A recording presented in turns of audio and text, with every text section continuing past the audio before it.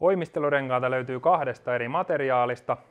On ensin kotimaisesta koivuvanerista valmistettu puinen voimistelurengas, joka sopii erinomaisen hyvin sisäkäyttöön. Sitä löytyy kahdessa eri koossa. On aikuisten koon rengas, sitten on lasten kokoinen rengas. Jos haluaa pelata turvallisuudessa varman päälle, niin tästä ei mahdu pienen alle 5-vuotiaan lapsen pää läpi.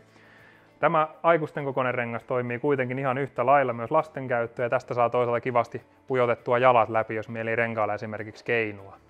No sitten ulkokäyttöön kannattaa ehdottomasti valita muovinen rengas, jota löytyy kahdessa värissä, mustana ja valkoisena. Tämä on tosi armollinen, kestää sääolosuhteita hyvin, voi käyttää sekä sisällä että ulkona. Voimistelurenkaiden käyttökuntoon asennus on helppoa ja vaivatonta. Hihna pujotetaan ensin kattokannakkeesta läpi. Se on meillä tonne ylös nyt ripustettuna jo valmiiksi. Ja sen jälkeen hihna pujotetaan tästä renkaasta läpi. Ja avoin pää yhdistetään tästä pikalukosta lukon alapuolelta. Näin.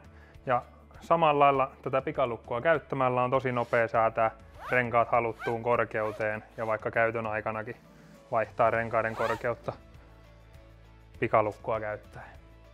Ylimääräinen hihna saadaan siististi rullaamalla se näin, jonka jälkeen se voidaan pujottaa tänne tarranauhan taakse ja sitoa se tarralla kiinni. Silloin hihna pysyy siististi ja se voidaan hihnaa vetämällä siirtää tuonne lähemmäs katon rajaa. Kattokannake on Suomessa valmistettu laatutuote, josta löytyy 2 eri mallia. On tällainen valkoinen, sisäkäyttöön suunniteltu, sitten on musta, rosteriosista tehty, toimii hyvin sisälle ja ulos.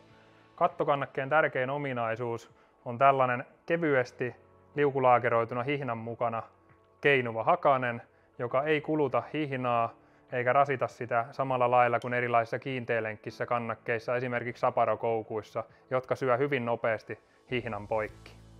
Kattokannakkeiden asennukseen meiltä löytyy valmiit asennussetit sekä sisä- että ulkokäyttöön. Setti sisältää kaikki tarvittavat ruuvit ja proput sekä myös ruuvauskärjen ruuvien asennukseen.